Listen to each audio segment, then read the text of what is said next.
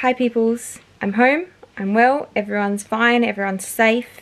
I'll just start with that. But it obviously took us a while to get to this point. Any little sound effects are this little thing here, this one. I also am stuck, so you guys have the oldest spare mattress that's covered in gross stains in the background. Don't even look at it, please. Try and piece together what I do have and explain what happened, because it was hectic. You guys saw the birth, which was amazing. Really happy with the birth experience. But then this little fella down here, he just had trouble breathing. Like, he was breathing fine, but it was just like really hard for him to breathe. And his oxygen saturation was fine, but only if he had a little bit of oxygen blowing in his nose. So they said quite often that can happen when babies come out too fast, which he most definitely did. And they basically don't get that squeeze from the contractions that gets rid of all the mucus and the amniotic fluid and everything from their lungs properly, and it's just a lot harder for them to breathe and absorb that fluid and whatnot. And usually they can go on CPAP for a couple of hours and then they're usually pretty good, apparently. So we got transferred to Armidale with that in mind, assuming he might get put on CPAP for a bit and then just wean off it and be fine. We went to Armidale. Alrighty, we are on our way to the hospital. I have given birth. Levi and Luke are at the hospital and I have to go feed Levi, obviously. It was just up the road. Luke ended up following the ambulance that was carrying this guy up to Armidale while I finished delivering the placenta and showering the blood off me. And then I got the call that they were going to give Levi formula if I didn't get there. And I was like, well, I'm literally just up the road. Let me get there and I can try and breastfeed, because like, I'm fine with him getting formula, but I'm right here. Skip forwards a good 30 seconds if you're like epileptic or triggered at all by flashing lights, because for some reason the lights were flashing really horribly in the tent. Every single time you enter the hospital you have to do a rat test, even though I'd done a rat test to enter another hospital earlier that day. So then I had to sit and do a rat test, which was terrifying because it's so windy and it was in this tent that I felt like was going to just blow away outside the hospital. So that was fun. It is now much darker. My battery died. But I did my rat test, went upstairs, and this little man was on the CPAP at that point. So he was all hooked up to all the wires and looked a bit scary, and it was honestly the first time I'd seen him properly as well. So I was like, oh. But again, we thought he'd just need it like overnight sort of thing. I tried feeding him, but it didn't go well. He just instantly went all low oxygen. Why are you judging? I am judging. Are you going to sit on my puppy pad? Alrighty. Just in case. Pee yourself. And they managed to sort of go against the norms and get me admitted just so I could be on the ward. There was a bed, and I could come down and feed him. So I got settled in my room on the Maud Bella ward. I honestly could not sleep well. It was just dead silent and so weird. It's really quiet. It was just weird, like adrenaline. I'd just given birth, but I didn't have a baby, and it was like so strange, and it was so silent. But just as I finally started to drift off, one of the nurses came and basically said that Levi's oxygen requirements had gone up to 40, and they were therefore going to transfer him to PCH because 40 is sort of like the upper limit for Armidale, and if they go any higher or need any further interventions like ventilation and stuff like that, weren't like they could do but weren't comfortable doing, and then would require a transfer to PCH anyway. So they transferred him to PCH then and there. Luke had just got home and just gone to bed as well, so I rang him up and said, can you come get me, because I can't go with Levi to PCH in the ambulance. It's a special NICU portable ambulance thing. It's like a specific ambulance for babies. Came back in. He also had to stop by home and grab my placenta because they wanted to test it for infection and stuff. Obviously had some sort of pneumonia, so they wanted to check for infection and make sure everything was okay. So Luke almost had to rat test again. Tell them that if you have to test again, send someone up with this placenta because they need it now. And yeah, apparently if you walk in with the placenta, then you get let through. Got there in time and we got to see this guy loaded up in the fancy portable incubator thingamajiggy. Hey monkey, this is the ambulance that's taking your brother to the other hospital. And we followed the ambulance all the way to PCH.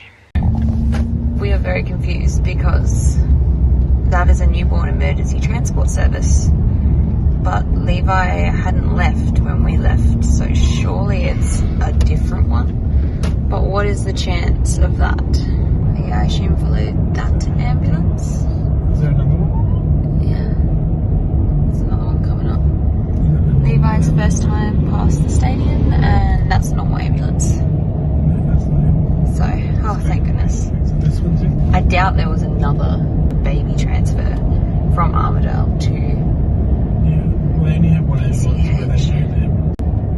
Levi's first time driving through the city and through the tunnel. I hate the tunnel, for the record. This is terrifying. Is that what we're going, is it? I swear, if I see something that says mini mates care pack. We got to PCH and there's like a 24-hour exemption, so we could both stay there for the first 24 hours, but there was nothing we could do. We couldn't feed him and we'd been up for a long time at this point. I think we left PCH at 5 a.m. and came back at 10 for the doctor's rounds. 9 or 10 for the doctor's rounds. So we had a couple of hours sleep. There was nothing we could do for Levi. He was hooked up to all these machines. He wasn't being fed. He had a IV with dextrose or glucose or something that was feeding him straight into the bloodstream. It was literally just pat his bum to calm him down, and that's like all you could do. Came back for the doctor's rounds, and yeah, basically what happened over the next week, he had congenital pneumonia. So we were waiting for the cultures to grow from my blood tests, his blood tests, and the placenta tests. Also, the things we were mainly looking at was his chest x-ray and his CRP, which was inflammatory markers in his bloodstream, which basically, if there's high levels of CRP in his blood, it means there's inflammation somewhere in his body. And those are meant to be below 10. That's like normal levels is under 10. His was up at 83, which apparently is very, very high. And then combine that with his chest x-ray, which looked like, it looked bad. Like, even I saw that instantly, was like, there's no air in his lungs. That's what it looked like. There was probably a lot of mucus in his lungs. We don't know how much of that x-ray was just liquid and mucus that was reabsorbed and how much was actually infection. Looking at that x-ray and combining it with the fact he had really high inflammation markers meant it was highly likely he had congenital pneumonia, which is really weird because the uterus and the gestational sac and everything is a sterile environment. Nothing gets in, nothing gets out, all goes through the placenta sort of thing. And not many things can cross the placenta barrier, but what happens sometimes is you have like a slow leak of amniotic fluid, or your waters break early, which is what happened with Hayden. I had premature rupture of membranes. That's what PROM means. But with Levi, my waters broke, like I didn't have any leaking fluids, and amniotic fluid has a gross smell, like, you know, if you're leaking, once you know what the smell is like. But my waters broke and it was very obvious. Mika heard it from the other room. It was a very sudden explosion of water. Luckily I was on the toilet.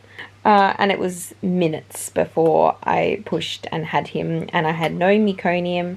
He didn't poop or anything, which is another thing that can cause pneumonia, is them swallowing some meconium. I didn't have any of that.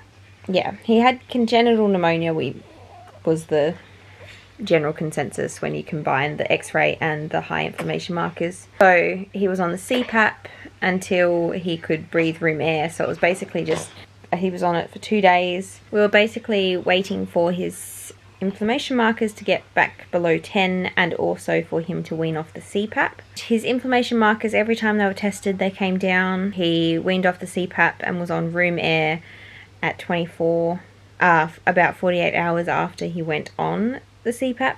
Just as he got on room air, I queried how yellow he was and his jaundice, and they finally checked his jaundice, and his jaundice was super high. His bilirubin was up in the high 300s, which is very, very high. He got put on the blue lights. He had 3 blue lights when we left the night, started treating for the jaundice. Look, we're both allowed in the hospital at once now. When I came back in the morning, he was just on the blue light pad. What do you think? Day 4 of life. Day 4 of antibiotics. Yeah.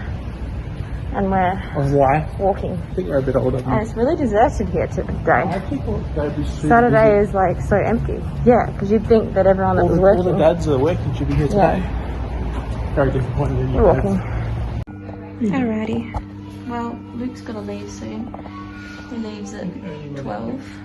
And yeah, he actually got to do something this time. Last time Levi slept the entire time you were here, hey? Yeah, he did. Literally all day. Yeah. I fed him and did everything at 4:30 and put him down by 4:45 and had to wake him up for 7:30 at his next feed. His next feed's at 1:30, so see if he sleeps to them. Yeah. Anyway. I'm not going to complain about him being a good sleeper. Yeah, but is it just the lights? It's a transfer, yeah. Almost a transfer, so over the home. He's pretty... Once he's got that feed, he's happy. Yeah. Hopefully he's a good boy. We'll probably make another vlog in about a week going, He can't we were very rough. possibly be worse than his brother. You wouldn't think so. He should be equal. He didn't have asystole, he was just screaming and clawing at everything. Yeah, your heart rate on 200. So, Right? yeah. Yeah. So, We'll have to go downstairs and get some mint slice. alrighty. Mum wants mint slice from the cafe. This is currently my life. Because there's no charger spot, so I can't use my phone much, so I have a word search. Guess who just got their fluids taken off and their cannula's still in, but disconnected for the moment. Still in for IV antibiotics. But yeah, that means we can do full feeds now. I scored the pump with the handle. Got cuddles with my glow bug.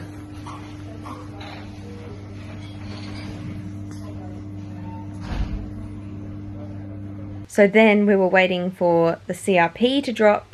He was on room air, so they like to wait 24, 48 hours on room air before they send them home, because apparently some babies are like fine when they first come off the CPAP, but then suddenly they struggle again. So it was just a matter of waiting and seeing if he was okay breathing room air for a day or two, and also for the bilirubin to drop to an okay level and the CRP to drop below 10. He actually got transferred to nursery at this point because he didn't need the CPAP. We thought we were about to be able to take him home. Ooh, there's a big crane. Hey, it's not here, you don't need baby voice. Yes, I do. Because he'll be watching it. Oh. The hope is today is the last day to be in hospital. That is our hope. Yeah? Yeah. It's day what, 6? Yep. He turns a week old tomorrow and we want him home to turn a week old. But yeah, we're just waiting on his blood test results to make sure he doesn't rebound on the bilirubin. Everything else has come back fine. They can't find a reason why his jaundice got so high. I'm like, probably because he wasn't drinking. But whatever, that's fine. Anyway, the 2 ways that you flush bilirubin out is drinking and sunlight. he was in a hospital room. Like, there was sunlight, but I imagine it's quite tinted. It's not direct, and he wasn't drinking heaps, so it's like... Sue them. Yeah, but they wanted to rule out why his jaundice spiked so quickly. But I'm like, did it spike quickly? I was saying for days that he looked yellow, and they just never checked. They wanted to rule out, like, all the medical reasons as to why he might have gotten jaundice quickly. UV lights on way later than I expected. What do you mean? Well, if he was jaundiced, they should have done it like day 2. They didn't check he was jaundiced until... You could see he was jaundiced. Yeah, yeah, but babies can be jaundiced, but it's a certain point of jaundice, and they didn't check. We kept, like, the nurses and that kept mentioning it, and then it just kept getting forgotten off his blood list. Anyway, they were, like, more focused, obviously, on his breathing and the fact he couldn't breathe. We're on our way to the hospital, hopefully to pick him up. Actually, we're on the way to the fuel station. Okay, we're on the way to the petrol station to get to the hospital to pick him up. Manifesting. But when we got in, he'd had some DSATs, which basically their oxygen should be sitting in the high 90s, mid to high 90s consistently. When he was first born, his were sitting that high, but only with oxygen being blown around his face. As soon as the oxygen was taken away, he dropped down. And he had a couple of DSATs to like the 60s, which is bad. That's why he went on CPAP. But then coming off CPAP, they're worried about the saturation dropping back down and staying down. But he kept having DSATs where it would drop down into the 80s, but only for a couple of seconds, and then it would come straight back up to the high 90s, and everyone was like, nothing to do. Like, if he stayed in the 80s, they'd give a bit of oxygen therapy to help him out, but his was coming straight back up. But at the same time, because it was dropping down to the 80s, they couldn't send him home in case it did drop to the 60s or it dropped to the 80s and stayed there, and we wouldn't really know, so they couldn't send him home just in case it occurred. Cultures came back negative, so there was no infection in my blood, none in his and none in the placenta. It's sort of a mystery as to where the infection came from. It was technically diagnosed with congenital pneumonia and sepsis, which is an infection of the blood.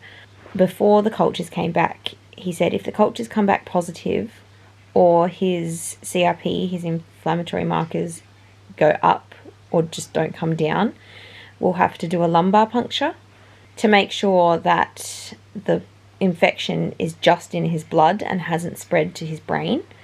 And then I was sitting there like, an infection in the blood, like you're saying, hasn't spread from his blood to his brain, so it is in his blood, so he has sepsis. And I thought that then, but then I didn't like question or query it, I just like let it pass sort of thing.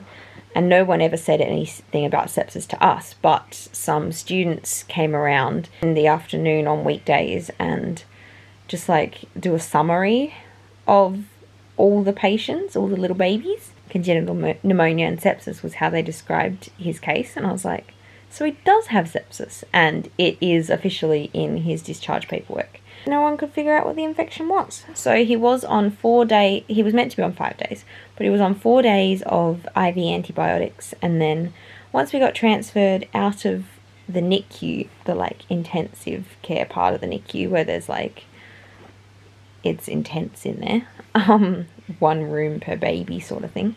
We skipped the HDU, which is the high dependency unit, which is sort of the next step down, and we went straight to nursery. We had no bilirubin lights, we had no CPAP. The only thing we had was little heart monitors and a monitor on our foot measuring our oxygen levels. We had our first breastfeed. I actually had a couple of bottles before that. So the other thing we had to do was wean him off the IV drip fluids and onto full feeds. So that was basically just starting at like 10 mils, going up 5 mils each feed. He didn't throw up anything, then going up at the next feed, and it was a slow process. They needed to know how much fluid and sustenance and whatnot to give him in the IV drip, so he had to have bottles until he was on full feeds. And weaned completely off the drip, and then we could try and breastfeed. So once we got to nursery, we had our first breastfeed, and he actually latched amazingly. No issues latching. which is awesome. It's also just hard moving around when there's cords attached to your baby. When he had the cannula in, that was the scary one, because it's like if you pulled that cord, you're literally pulling stuff out of a vein, and like, ouch. At least the like heart stickers and the foot one, if you pulled those, you just put them back on. We were just waiting for his DSATs to stop for 24 to 48 hours because everything had come back. He had a repeat x-ray and it looked so much clearer. There were a few infiltrates, so there was possibly still inflammation or something going on. But when I looked at the discharge paperwork, it was like iffy. It actually said could be possible infiltrates, or it could just be the error of imaging. Like it might not actually be there at all. Considering he was still having DSATs and all that stuff, it was like better to just assume that there is infiltrates there still. It was just a waiting game, and every single time he DSATted, it was like starting all over again, and it sucked. We were going home every single night, so the visiting hours 10 to 12 and 5 p.m. to 7 p.m. So I was allowed 24/7 whenever, because they want to, you know, they encourage breastfeeding and whatnot. So what we were doing, because obviously we still had Hayden at home and you're not allowed to sleep in there. We hadn't been back to our Armidale house the entire time. Luca was at my mum's and Hayden was at Robin's house, Luke's mum's, which was a lot closer to the hospital. So we were staying at Robin's house this entire time at night time. Me and Luke would go in first thing in the morning. I'd get there about 8 so that I could get there for the doctor's rounds, which usually start about 9. They're meant to be 9 to 10, but they ended up being like anywhere from 9 to 12:30. And then Luke would wait outside until he could come in at 10. The first couple of times we just went in together, and then we were told that only one of us was allowed, so I would go out, get lunch and stuff like that while he went in and stayed with Levi. Once 12 o'clock came around, we'd switch back. Luke would go back to Robin's house, spend a little bit of time with Monkey, getting him to eat lunch and put him down for a nap and stuff. About 4:30, Luke would drive back to the hospital, and we'd repeat for the 5 to 7 o'clock visiting hours. And that went on for a couple of days, and then apparently the nurses chucked up a fuss saying both parents should be allowed to visit at the same time. Then we could both stay. I'd then stay and try and get Levi settled for the first big chunk of the night. So I was leaving anywhere from, like, sometimes he was settled at 7, I'd practically leave with Luke. Sometimes he didn't settle till like 9 o'clock. And once we got to nursery and I was allowed to breastfeed, a couple of days into the nursery stay, they managed to get me a room. Haven't got long, I've got a couple of minutes until my COVID test, rat test is done, and then I have to upload it and go downstairs back to the little boy. We might be going home tomorrow. And I'm trying so hard not to get my hopes up, but my hopes are up and it sucks. And I struggled last night just with sleep. Like, this is my second night staying at the hospital away from Monkey, and it's just really hard. Like, A, it's really cold. B, like, when they ring to say Levi's waking up, I like bolt out of bed, race down there so that he's not screaming the whole house down waiting for food, because I am food. Like, feed him for 20 minutes, 30 minutes, sit him up for 10 minutes, get him all burped up and everything, because we're thinking he might have some silent reflux. And then I lay him down and I have to walk all the way back up here, like go back to sleep, and it's like I've had an adrenaline rush. I'm cold because the aircon is freezing, and then like it takes so long to wind back down, and it's really hard to go to sleep because it just doesn't feel right. As soon as I fell back asleep, I got a phone call, Levi was up again. This morning he had one DSAT overnight, and it was really fleeting. The nurse wasn't sure why they wrote it down. That was before midnight, so his fresh chart looked clear, perfect. And the doctor said, I want to see this. I want to see a clear chart tomorrow, and then maybe we can go home. It is very nice staying here, other than everything being cold The aircon is cold, the water is cold. I'd hate to be downstairs because apparently up here the water is warmer. So much has happened. I don't know how to update any of this because so much has happened. In the hopes we were going home the next day. But we didn't go home the next day. I ended up staying in the nursery for 4 days. Not in the nursery, upstairs for 4 days. Upstairs on level 5 is Ronald McDonald has like a little area upstairs with 12 rooms, and I managed to score room 12. He drank a fair bit. A lot compared to all the other babies. Everyone else was on like full feeds of like 55 mils, and he was having 180 from a bottle at one point there, or 160 or something. It was literally just waiting for him to no longer have any desats, and he was still desatting, but he was coming straight back up. If they put down every desat, we would never leave. They were getting fewer and far between. And he had no bad desats. Yes? You want strawberry yogurt? You haven't finished your apple. You're all done? Maybe ask Dad if he wants to finish the apple and get you some yogurt. The crocodile's going to eat your apple. Yeah, the nurses were keen to get us out. We finally got to get him unplugged from all the monitors. He had one on just his foot measuring his O2 stats for ages. So just realised that I was saying ages ago that he had his IV cannula for 4 days. It was meant to be 5, and then he was on oral antibiotics for 4 days because he's super strong and ripped his cannula out. And he was also getting thrush medication. They said usually they just give it to the babies all at once, but his they kept, and like every time he got unsettled they'd put a tiny bit on the dummy and stick the dummy in, and it like settled him back down. If they ran out of Nilstat, then they used a little bit of water or the glucose syrup, and we snuck a little bit of colostrum in at the start when he wasn't meant to be on anything. A new doctor came round.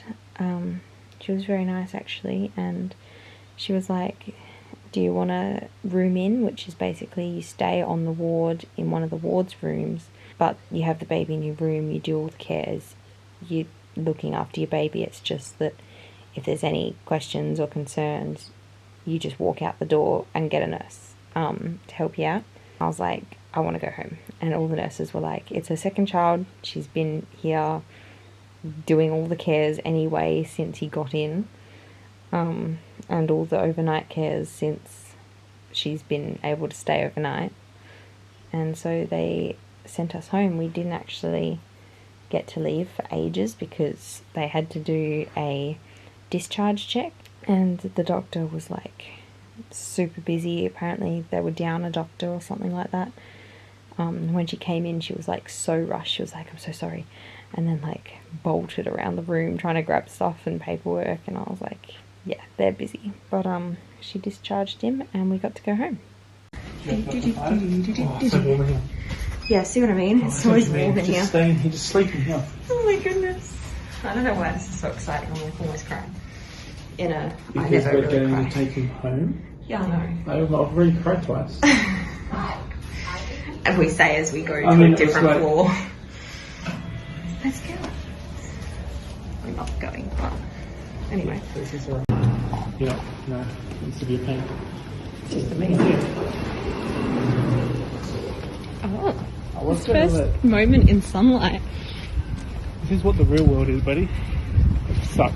He's like, it's cold. It sucks. But keep the sunlight on. Daddy will protect you. Hi. Okay? Say bye-bye. It's not good. I've been walking out here like 3 times today. Yeah. Each time the prams got slightly better.